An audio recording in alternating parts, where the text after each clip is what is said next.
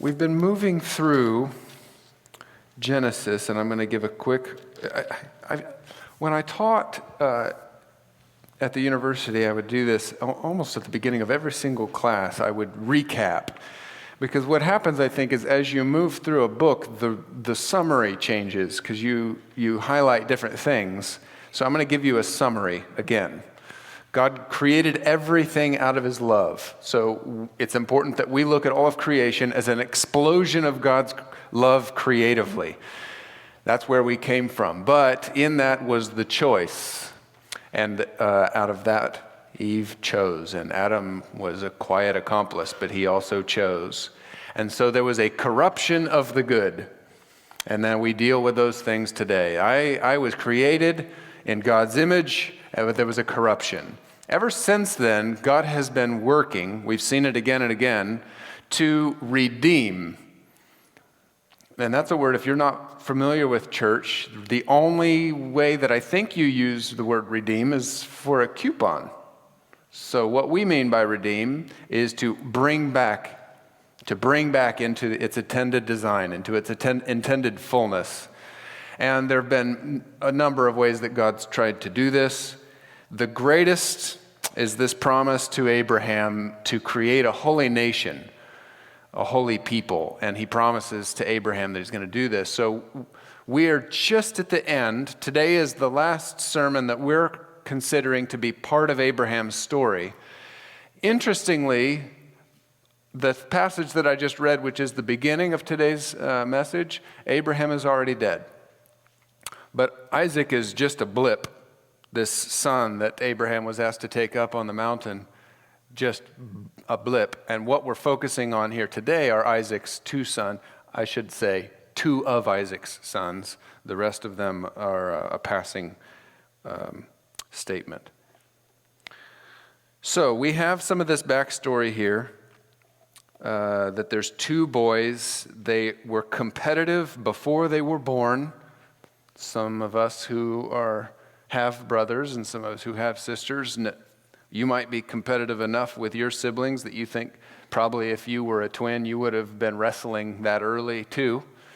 But these are two wrestling boys, and there's some statements that are made there about the character and the interests of Esau and the character and the interests of Jacob. The picture that we need to see is that this is a dysfunctional family. This is a dysfunctional family.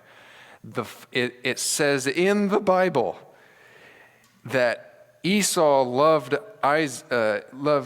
that Isaac loved Esau because they had similar interests, and Rebekah loved Jacob because they had similar interests. It's pointing to a problem which, like all family dysfunction, is going to rear its head eventually.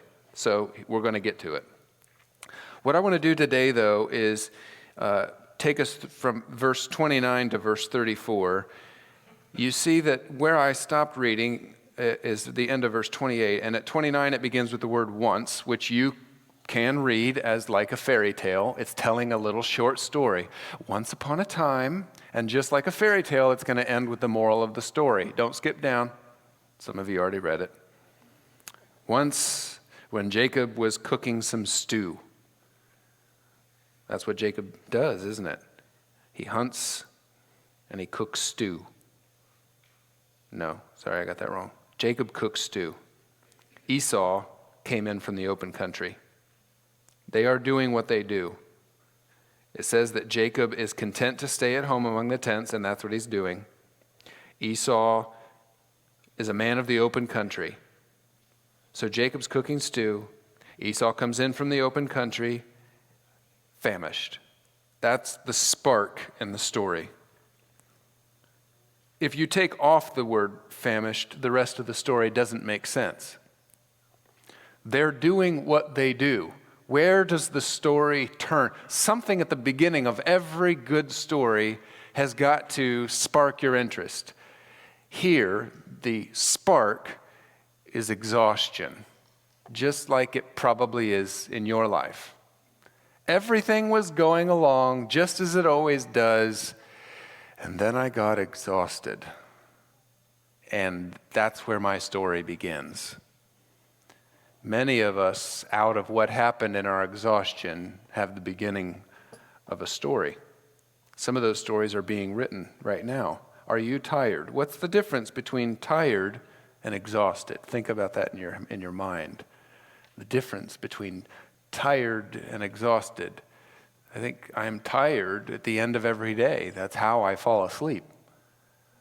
But some days I'm not just tired. I'm exhausted. Some of you have asked me how things went at IWU last week. I have told many that it was full and fulfilling, which is a very positive code word for exhausting. I was up early, studying notes, packing my brain full of everything I could get in there, meeting with people through the whole day, going to bed late and couldn't sleep at night because I was already thinking about the next day. When it got all the way done, Friday night, I slept 10 or 11 hours, woke up at 9 a.m., felt like a nap at noon, took a 3-hour nap, felt like going to sleep early, slept 12 hours on Saturday night. I was exhausted. But that still is a different kind of exhausted because it came out of something good. I felt good about how I became exhausted. Are you with me?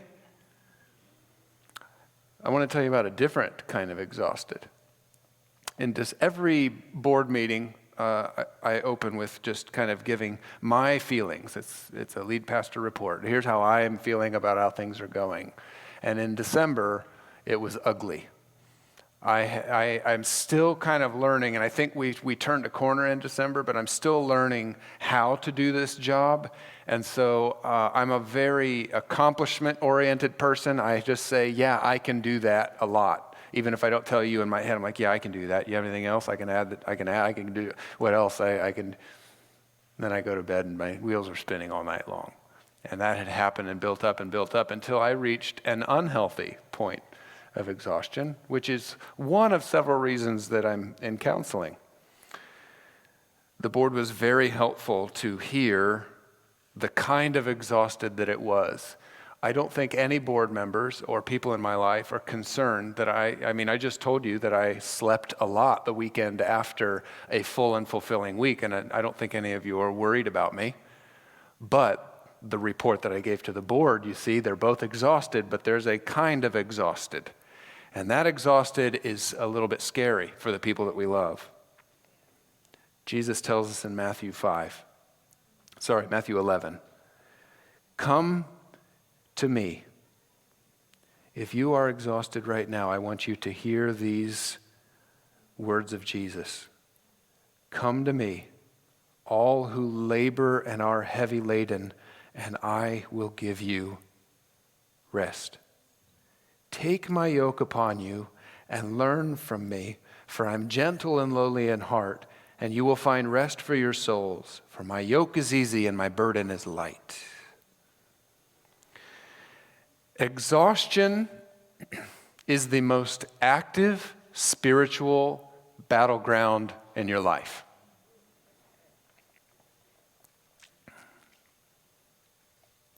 I would suggest some of your worst, most long-lasting, damaging decisions happened in a season of exhaustion.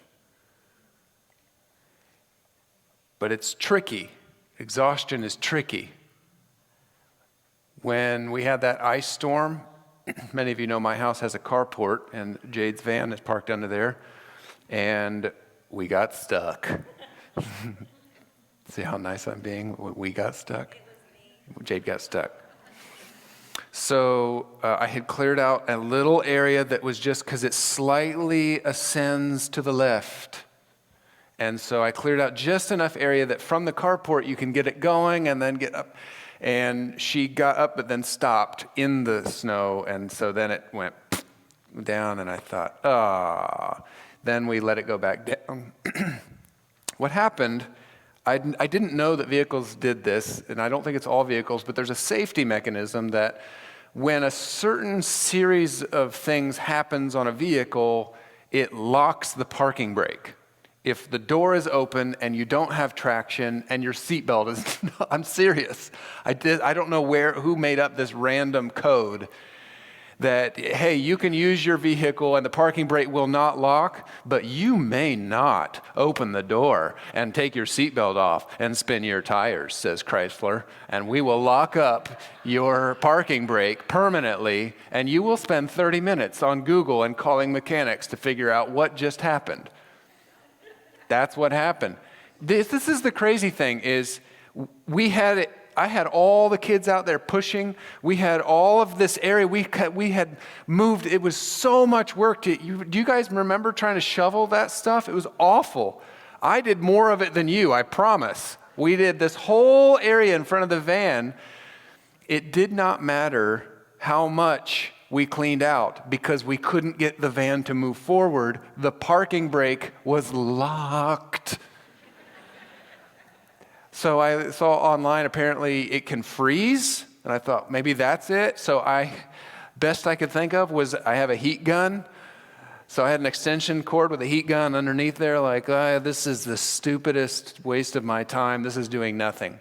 Finally, the mechanic said, the only way that you can fix that is to disconnect the battery for about 10 minutes and make the computer forget.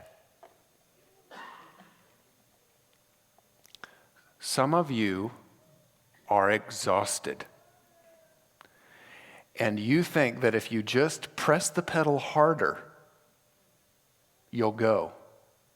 And that if you'll just clean the road ahead of you a little bit better, you can go. That if you'll just gather people around to push you, you can go. That if you would just apply heat and passion in your life, maybe that's what's missing, you can go. When in reality, you need the rest of Jesus Christ. And you need to disconnect the battery and make your computer forget and just sit for a moment. Esau didn't do that. It says, Esau said to Jacob, verse 30, "Let me eat some of that red stew, for I am exhausted." Your English Standard Version, if you're using that, has neglected a key word, na, N-A, which means please. Esau said, please. Now, this wouldn't be funny unless Esau's very next words were, I'm about to die. Who says please right before they die? Who even cares to say that it's red stew? This is conflicting. If he's that exhausted, he doesn't need to say please. He doesn't need to say red. He doesn't even need to say stew. He doesn't even need to talk. If he's about to die, he can't talk. He's laying there going, that's what about to die looks like. I had one of the great joys of my life was coaching Maddox's basketball team. And I think it's been long enough that I can tell this. We had a player on the team. Maddox is immediately, and Sophie's going to sit there trying to think of this player. I'm not going to tell you who it was, but you're probably going to think of it anyway. This player, I tried to put her in the game, and she wouldn't go in the game, and she just acted like, like that. So, I'm like, you've been sitting on the bench. How are you out of breath? Can you please go? She came up and whispered in my ear, I'm not tired, I'm just scared. And that's why she didn't want to go in the game. And she was just acting so exhausted. Healthy exhaustion is not dramatic. But Esau is being dramatic. Oh, please let me have some of that red stew. I'm so exhausted, I'm going to die. He's not. He's not, or else he wouldn't even be talking like this. If he's about to die, he wouldn't say, please, may I have some of the red stew? He's being dramatic. Healthy exhaustion exists between two places, dismissiveness and dramatics. Many of us live our lives on the other side. When we become exhausted, we dismiss it as if we're not actually that tired and we'll be fine. That's not healthy. Some of us exist in the dramatics. that every 5 seconds our life has fallen apart and we need to gather attention around us in order to make us feel better. And then we're wondering why over time, the more we're tired, the more we need help, the less help we're getting. And it's maybe because we have over-dramatized for so long that when we really need it in the middle, people don't want to listen. And so healthy exhaustion exists in between dismissiveness and dramatics. And Esau is not there. The prerequisite for this is integrity. Build integrity into your relationships. If it's not true, don't say it. If it's an overstatement, don't overstate. If you're understating, don't understate. Say things the way that they are and build integrity in relationships so that when you need to tell someone the truth that you are exhausted, they believe what you're saying. So what does Jacob say? He knows that his brother is being dramatic, and so he just goes for it. He says, "Sell me your birthright," which is crazy. Sell me your birthright? This is Jacob's idea. Now notice that the one who's dying, apparently, "Please give me some of that red stew, for I'm dying." He says, please. He uses descriptive words. He explains the situation. The one who's over here and has nothing to lose is like, "Sell me your birthright." No, please. It's sell it to me now. Even says now. Like, no time for bargaining this one. Sell it to me now. This is crazy. What is the birthright? The birthright is the promise of God to Abraham. Passed down. It is his heritage. It is his calling on his life. And Jacob thinks, I bet my dramatic brother would trade his very calling from God, passed down through the generations, for a bowl of soup.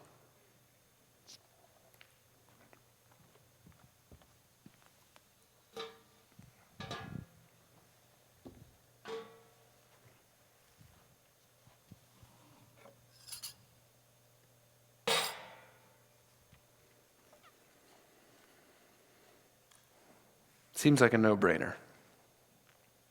Trade the blessing of Abraham for a bowl of soup. What do you get out of that? Is it gambling? Could there be something in the soup? James and Clarissa Munford were settling into their new home in South Carolina last year. True story. There were some built-in drawers in a closet, and they pulled one open, and there were coins in there. It was a coin collection worth $25,000. In 2018, Matthew and Maria Emanuel were planting a garden, and as they were digging, they found a safe full of money, diamonds, and gold valued at $52,000. Andre Noskoff bought a home in Detroit in 2020, just intending to remodel it and flip it. In the demolition, he found 40 pieces of art. They're yet to be valued, but one of them sold for $204,000. Michael Rohrer was clearing out his aunt's basement when he found his late uncle's comic collection. He just sold that collection for $3.5 million, just sitting in his aunt's basement. We look at those kind of things and we think, why not me? What's the difference between these kind of stories and Esau's birthright and soup? Esau knows the value of the birthright, and he knows the value of the soup. How could he make that decision? What is your birthright? We're still on calling. Who are you? How did God design you? What has He given you? What has he spoken over your life?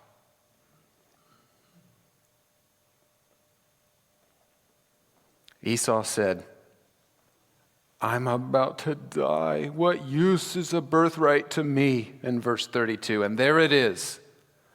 The language of exhaustion crushing reality. You know why he traded his birthright for soup? Because in the moment of exhaustion, the soup was given value. It's still only soup. It didn't change in what it's worth. He's too tired to count it. It just looks good right now.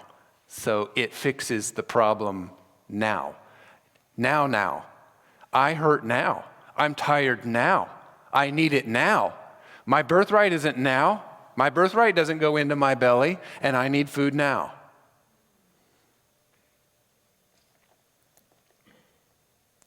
The birthright of immense value to him and his family line. As I said, exhaustion is the most active spiritual battleground in your life. I'm going to give you 3 words of advice for being tired. Number 1, don't make big decisions. If you are tired, don't make big decisions. Number 2, you need to develop an internal grace alarm. A red alarm that goes off in your head that you know when I'm tired, grace, grace, grace, grace, grace, grace, grace, grace on yourself, on your family, on the people around you, at the store, when you're driving. It's got to be buzzing in your head as loud as your tiredness. You need to know that. That's an element of just being a healthy, self-aware person, that you know I'm too tired to really monitor whether I'm going to use nice words right now. And so, grace, grace, grace, grace, grace. On me if I make an accident. On you so that I don't want to be mean to you. I'm tired. Make good decisions. Don't make big decisions. And third point of advice, grit is not rest. It'll work for the moment, but it's not a permanent solution. I know I'm saying don't make big decisions when you're tired. Sometimes you need to make a decision. And in that moment, I'm going to say, grit. Pull up your big boy pants, pull up your big girl pants, make a decision. You have to do it, then do it. Just know that grit is not your permanent solution. Grit is not the same thing as rest. So you're tired and you have a birthright and somebody offers you soup. God has given you a birthright.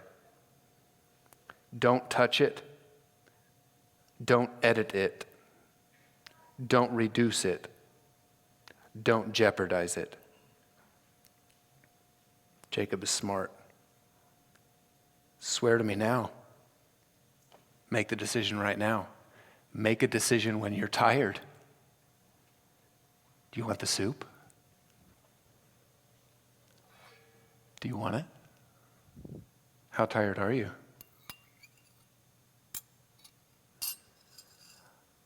Like you don't know how much of your birthright you're going to lose. Would you get rid of just a little bit of what God has called you to in order just to, you're hungry. You deserve it. Swear to me now. Take the soup.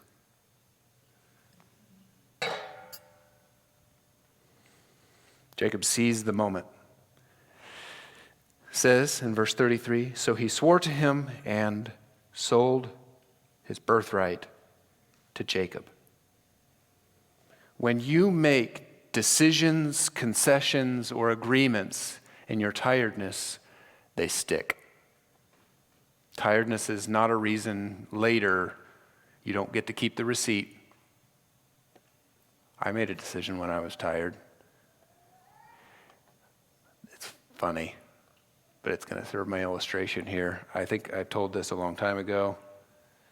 I was on an airplane, and I'm very big. They don't make airplane seats for these.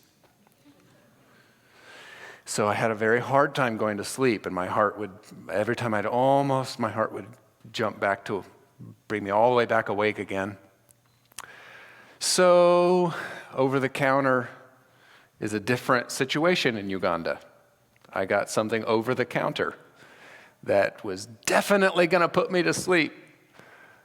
This is what I was told. And so I was sitting in the seat. I was all by myself. This was a flight back by myself, sitting in a seat, and I took one of these pills, and I'm sitting there thinking, it's not doing very much. I'm still awake. They told me to take a half of one, and I took a whole one. And about 10 minutes later, I wasn't doing anything, and so I took another one. And I looked down and I thought, it is not working. It was 6 hours later. I had just passed out for 6 hours. And I was in a different seat. And I had food on me that I didn't eat, that had dribbled down. And I looked in my phone to see what I looked like, and I had just, it was so disgusting. It was embarrassing. I don't know what happened, but I know that it happened because I was exhausted. And I wasn't making good choices. And those were permanent. The story that I just told you is funny. The rest of my stories about decisions from exhaustion are not funny. And I don't think yours are either. The regret that we have from eating soup, the sadness and the shame, the wonder, I wonder what I lost for that soup.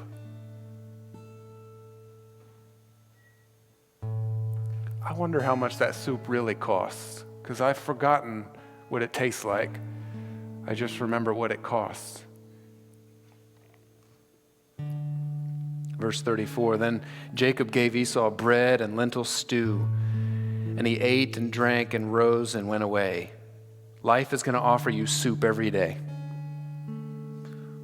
What is warm soup to your exhaustion? When you're tired, what seems comforting? Better yet, what concession do you make to your divine calling, your God-given value?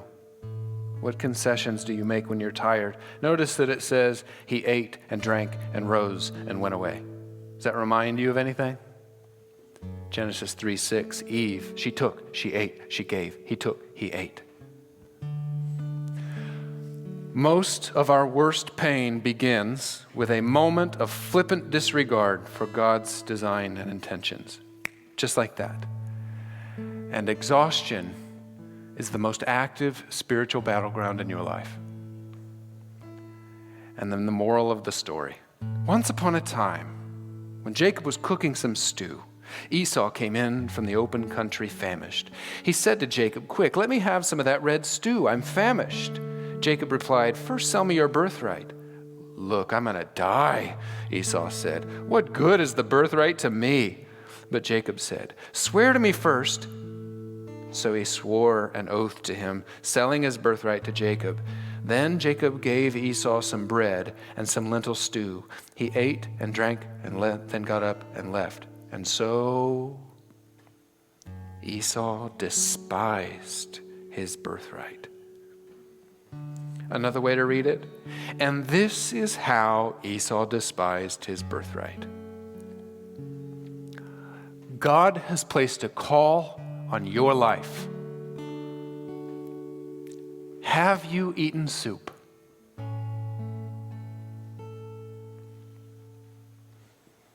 What is it for you? What is your soup?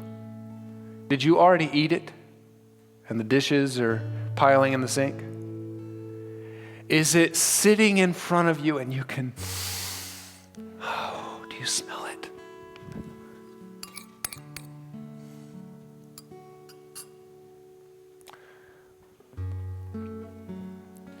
Don't take the soup.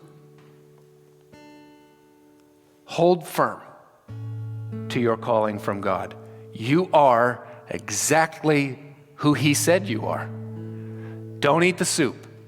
If you are tired, be healthy tired. If you are exhausted, be exhausted with us. Don't make big choices. Let's stay together. Stay together. We're going to close this morning with the goodness of God again. I know that each one of us are interacting with this differently. For some of us, the concept of soup is immensely heavy. Some of us have eaten soup we regret. Some of us are allured to soup that we think will help. Some of us have been fighting against that bowl of soup for a long time. I will sing of the goodness of God. If you're exhausted, it's okay to sing that through gritted teeth. Sing it with the people around you. Don't take the soup. Let's stand together.